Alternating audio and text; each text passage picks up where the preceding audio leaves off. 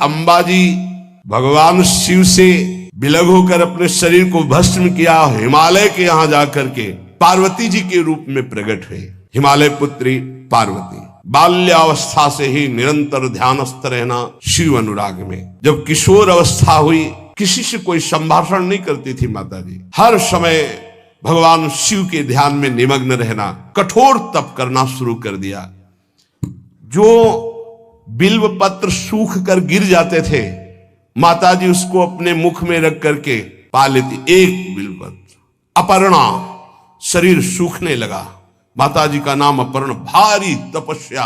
भगवान शंकर को एकदम बोध हुआ कि सती का जन्म पार्वती के रूप में हिमालय के यहां हो चुका है और वो हमारे लिए कठिन तपस्या कर रही है। तो सप्त ऋषियों को बुलाया और उनसे कहा कि जाओ इनके प्रेम की परीक्षा लो। सप्त ऋषियों, जाओ, हमारी आज्ञा है, पार्वती की प्रेम की परीक्षा लो। यदि पास हो जाएं तो उनको तपस्या से निवृत्त करो। बोलो महादेव जी प्राप्त हो जाएंगे। जाओ भवन को चली जाओ, तपस्या की आवश्यकता नहीं।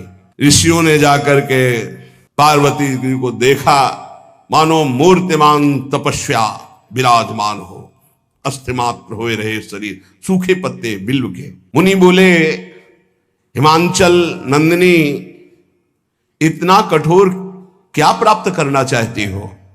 किसकी आराधना कर रहे हो? तुम्हारा लक्ष्य क्या है?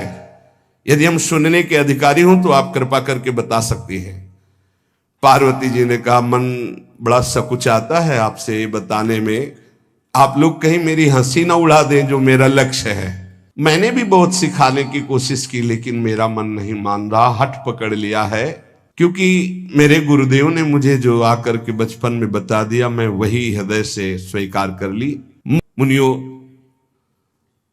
वैसे आप भी हंस दोगे, ऐसा लगता है जैसे हम भारी प्रबल धारा में बालू का बांध बनाना चाहती हैं।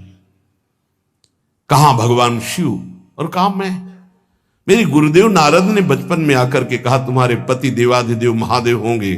बस मैं तब से अपने पति की प्राप्ति की आराधना कर रही हूं। पता नहीं आप मेरी बात सुनकर हंसेंगे कि मानो बिना पंख के मैं आकाश को छूना चाहती हूं। ऋषि हंस पड़े और कहा, बात तो सही है, पर्वत से उत्पन्न हुई हो तो इसलिए तुम्हारी बुद्धि भी हमें लगता है जड़ ही है। नारद के उपदेश से आज तक किसी का घर बसा है? नारद के उपदेश से किसी का घर बसा है? अरे जिस जिसका उपदेश किया उसको बैरागी बना दिया, गृहस्थी तो बनाया नहीं। नारद उपदेश सुनकर किसी का घर बसा हो ऐसा तक प्रमाण नहीं है। देखो, दक्ष के पुत्रों को उपदेश किया, 10,000 को 1,000 लौट कर नहीं आए, सब बैरागी बन गए।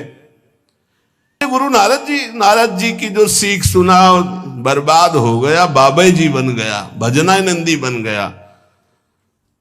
वैसे हम बताएं, नारद जी हैं बड़े कपटी, ऊपर से साधु का चिन्ह, अंदर से कपट। क्या कपट? उसके संसार का नाश कर देते हैं, भगवान से जोड़ देते हैं। मुझे नारद जी की बात कम समझ में आती है। ये उल्टा बोल रहे ऋषि परीक्षा के लिए, गुरु निष्ठा हटाने के लिए, समझ रहे हो? पार्वती जी ने कहा, बचपन में मेरे गुरुदेव ने बता दिया, वही मैं। नारद जी की बात आज तक घर किसका? जो नर नारी नारद की बात सुने भवन त्याग करके भिखारी बन गया, प्रमाण है।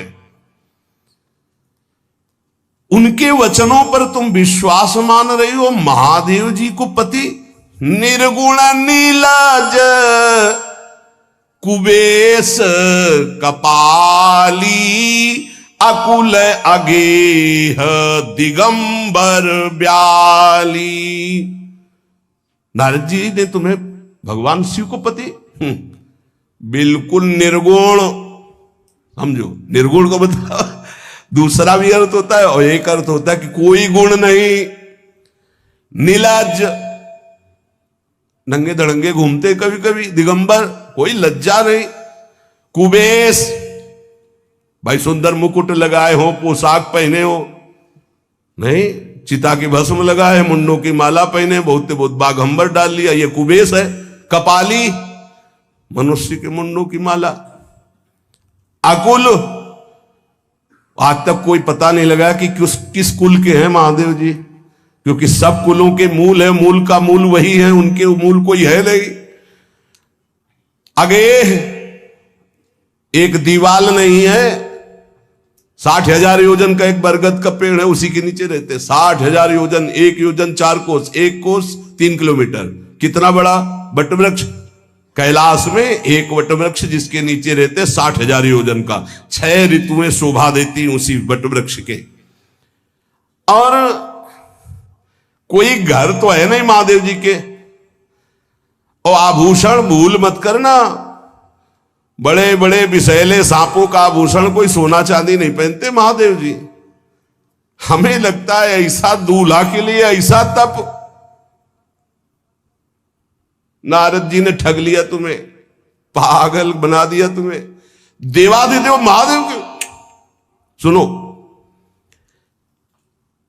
इन्हीं ने शिक्षा दी थी सती को, ऐसे बौरे पति मिले, आग में जाके शरीर भस्म करना पड़ा। इसलिए हम तुम्हें बता रहे हैं कि बहुत सुंदर दूल्हा हम देख के आए हैं। हम जान गए थे कि तुम तपस्या कर रही हो। हरि का नाम सुना है? बैकुंठ में रहते हैं, बहुत सुंदर हरि है। यदि उनका आप वर्ण कर ले तो सुखी हो जाएंगे। बैकुंठ राजधानी, अब आभूषण उनके क्या कहना, पार्षद सही।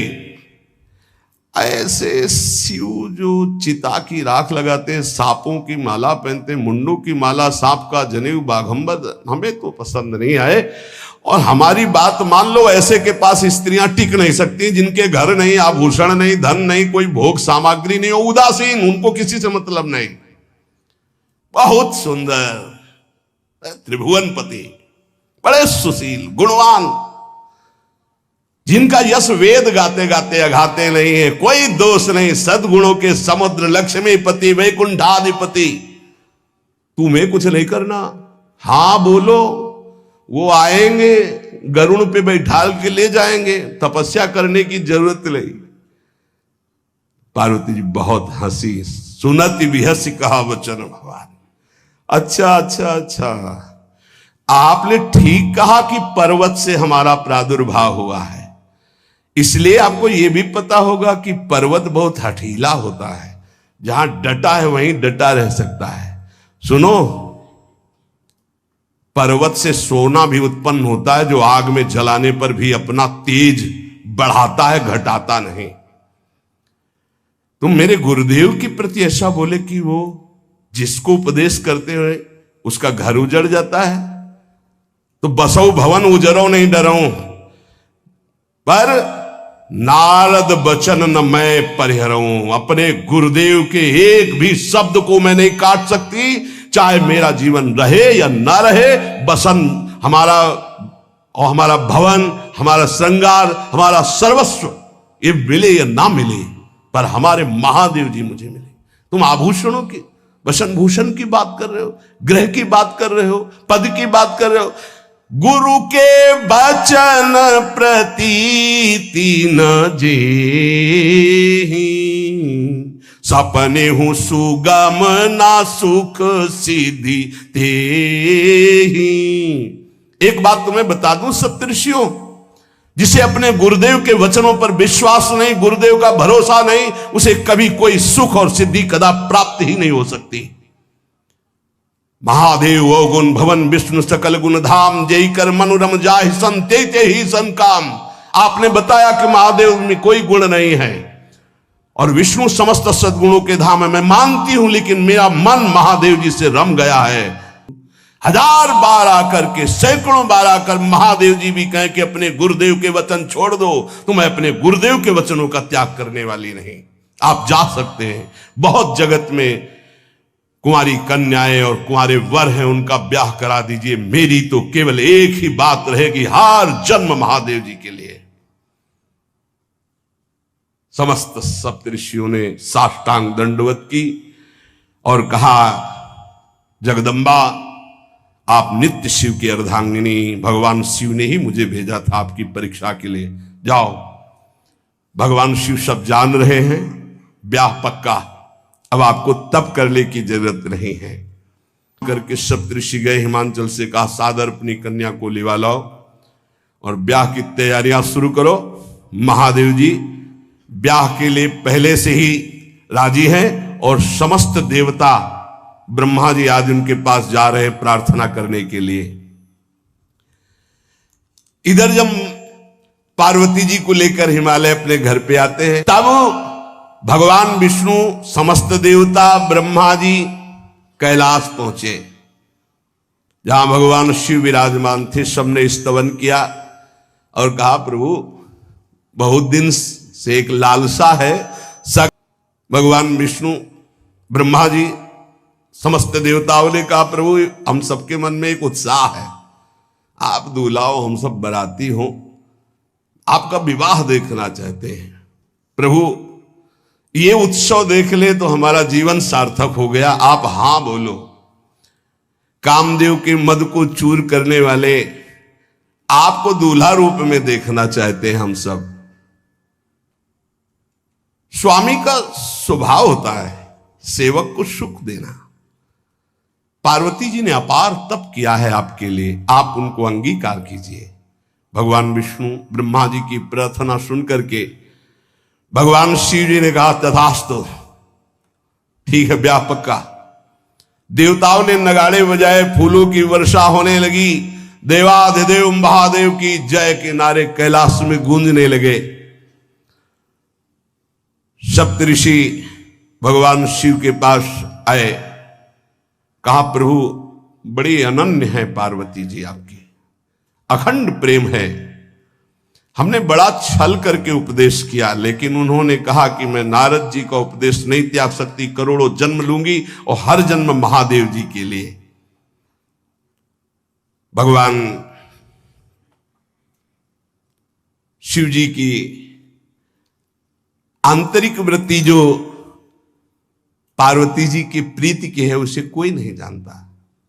बहुत विरह में रहे, ऐसा न समझे कि देवाधिदेव महादेव जी परम उदासीन है, नहीं। सती जी के वियोग में बड़ी विचित्र दशा महादेव जी की हुई थी। सप्तऋषि फिर गए पार्वती जी के पास और कहा भी बीच में घटना घट गई, कामदेव गया था महादेव जी की समाधि को भंग किया, तो महादेव जी ने कामदेव को भस्म कर दिया, तो अब ब्याह का मतलब क्या रह गया। भवानी ने कहा तो तुम क्या अभी तक भगवान शिव को कामयुक्त देखते थे क्या? क्या तुम समझते हो तुम्हारे जान काम अब जा रहा? अरे अब लग शंभु रहे सभी कारा। तुम्हारी नजर में अभी तक भगवान भिखारी थे और अब काम को भस्म किया है। अरे हमने भगवान शिव की आराधना की, हमरे जानी सदा शिव जोगी, अज अनवद्य अकामो अभोगी। मैंने तो शिव को सदा ही योग संपन्न ब्रह्मबोध देखा है। वचन और कर्म से, मन से मैंने यदि भगवान शिव को अपना स्वामी माना है, योगी, अजन्मा, अनिंद्य, काम रहित, भोगहीन, तो निश्चित मुझे प्राप्त होंगे। भगवान शिव के पास फिर सप्तऋषि गए, बोले प्रभु गजब की निष्ठा है, केवल आपके प्रति प्रेम है। ब्रह्मा जी ने लगन रची, सप्तऋषियों को बुलाया और कहा ब्याह दोनों तरफ, ये लड़की पक्ष की लगन, ये वर पक्ष की लगन। ब्याह तय हो गया, दिन नक्षत्र घड़ी, नगाड़े बजने लगे, देवताओं के लिए सुमन वृष्टि हुई। ब्रह्मा जी ने सबको बुलाया, हिमालय ने सबको निमंत्रण दिया, बड़े बड़े पर्वत भेंट लेके आ रहे हैं, बड़े बड़े रसनिधि समुद्र भेंट लेकर के आ रहे हैं। वहां भोजन पान के लिए हिमालय के पास कोई कमी थोड़ी थी, रस की नदियां बह रही थी, विविध प्रकार के रस, विविध प्रकार के फल, विविध प्रकार के भोग वहां सब व्यवस्थित किए जा रहे हैं।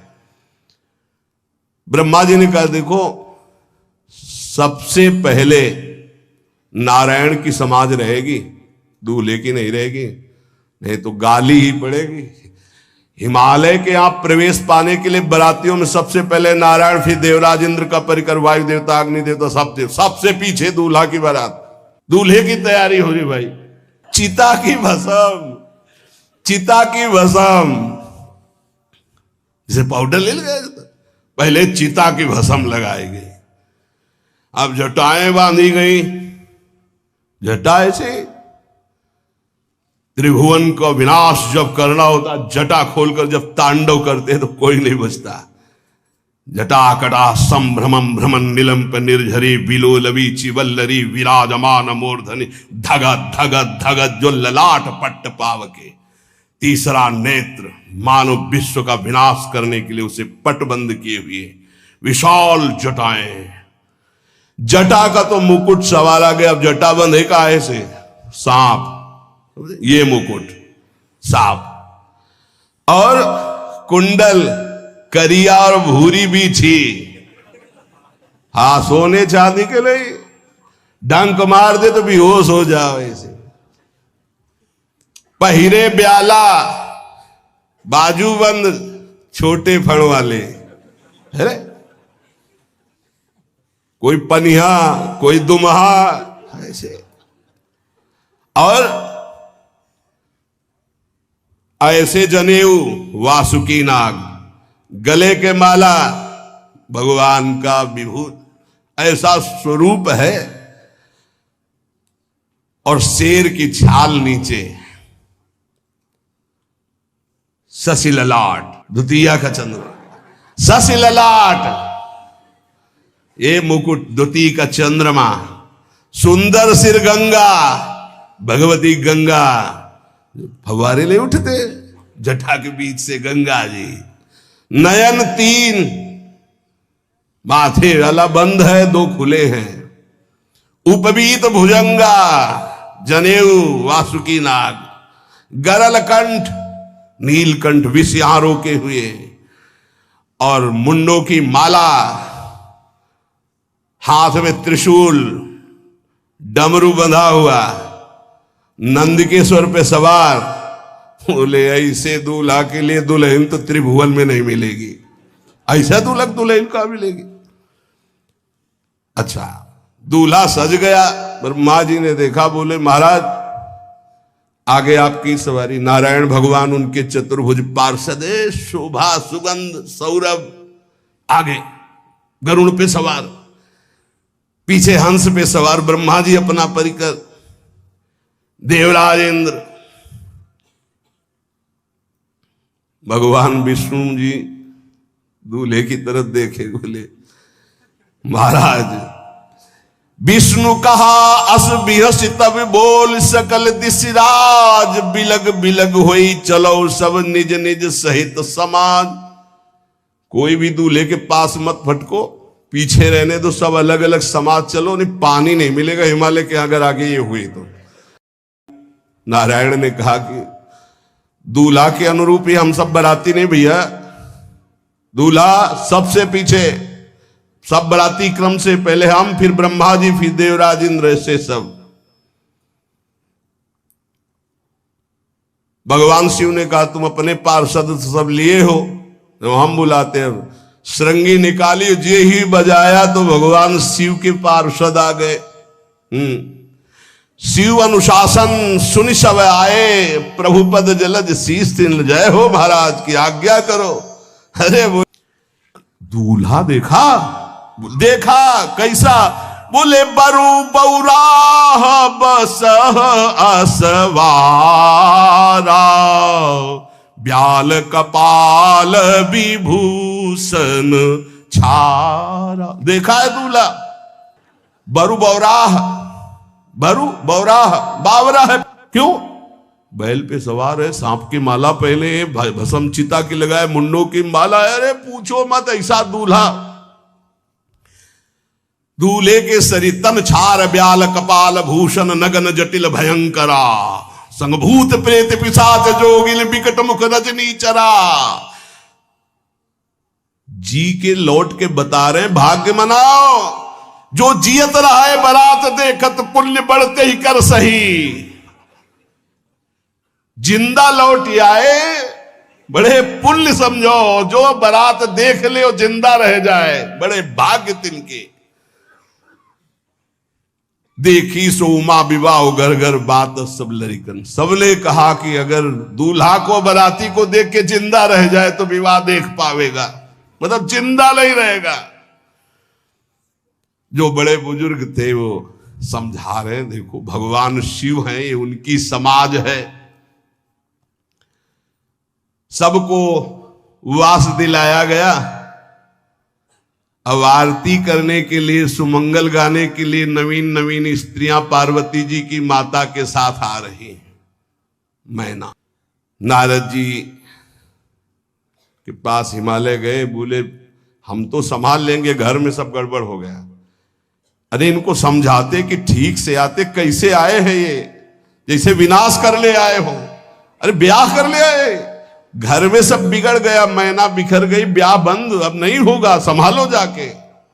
नारद जी गए और जाकर के मैना को कहा, देखो ये इनका बाहरी रूप है, ये जो आपके यहां पार्वती के रूप में जन्मी, ये नित्य इनकी अर्धांगिनी सती है, जो यज्ञ भवन में शरीर छोड़ करके आपके यहां जन्मी, ये इनकी नित्य संगिनी है।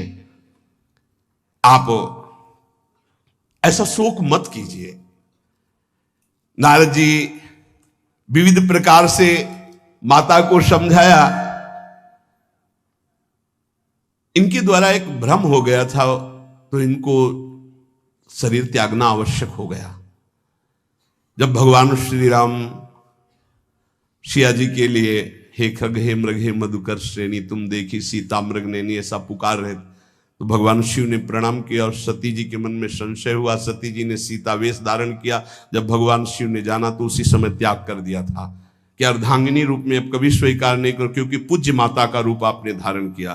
तो मूल बात ये थी, इसीलिए योगाग्नि में जाकर शरीर को भस्म कर दिया और आपके यहाँ पार्वती जी के रूप में जन्मी है। जब नारद जी ने बताया कि आप बिल्कुल धैर्य रखिए, भगवान शिव का वैभव आपने देखा नहीं, ये इनका बाहरी रूप है, समझाया मैना को तसल्ली के। बोले अभी दूल्हा रूप आपको दिखाते हैं, आप चुप रहिए। नव किशोर अवस्था, हाथ में दर्पण, वो सुंदर रूप भगवान शिव का,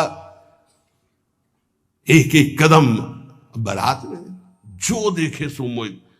मैना ने कहा हो अहो भाग्य, ऐसे दूल्हा। बोले वही हैं जो नंदी पे सवार थे, इनके स्वरूप को जानना बड़ा कठिन है। अब जो सुंदर जीवनार हुई बरातियों के साथ भगवान शंकर की बड़े मधुर गीत गाए जा रहे हैं। मुनियों ने फिर हिमवान को लगन पत्रिका सुनाई। विवाह का ठीक समय देख करके समस्त देवता और वेद स्वयं मूर्तिमान होकर वेद उच्चारण कर रहे हैं। भगवान शिव का पाणी ग्रहण संस्कार हो रहा है। पार्वती जी जब श्रृंगार करके सभा में आई ब्याह मंडप पे, तो कोई ऐसा नहीं था जो देखकर मोहित न हो गया हो। त्रिपुर सुंदरी अंबा है, लेकिन सब ने उनके श्री चरणों में सर झुकाया, क्योंकि जगदात्मा महेश पुरारी जगदंबिका जानि भव भामा सुरन मनन मन कीन प्रणाम। ऐसा सुंदर रूप अंबा जी का, त्रिपुर सुंदरी है। जब वो दुल्हन रूप में पधारी, कोई भी ऐसा नहीं था जो एक बार देखकर मोहित न हो, पर सब श्री चरणों में, क्योंकि जगदंबिका है, भगवान शिव की आद्या शक्ति है। इस समय पाणी ग्रहण भगवान देवादिदेव महादेव और अम्बा पार्वती का हुआ। समस्त देवता मुनिगण वेद मंत्रोच्चारण करते हुए जय हो जय हो जय हो, विविध बाजे बज रहे, पुष्पों की वर्षा हो रही। हर गिरिजा कर भयउ विबाहु, सकल भुवन भरी रहा उछाहु। भगवान शिव और पार्वती जी का विवाह संपन्न हुआ। बहुत कुछ श्री चरणों में भेंट रख करके हिमांचल ने प्रार्थना की, प्रभु आप तो कृपा के समुद्र हैं, अगर मेरी पुत्री से कभी कोई गलती हो जाए तो क्षमा करना। नाथ मामम प्रांशम ग्रह किंकरी करेहु, क्षमेउ सकल अपराध वही प्रसन्न वरुदेव। हे शिव, आपसे एक ही प्रार्थना है, मेरी पुत्री अबोध है, कभी कोई गलती कर दे तो हे नाथ मैं क्षमा चाहता हूं, मेरी पुत्री से कभी आप रुष्ट मत होना।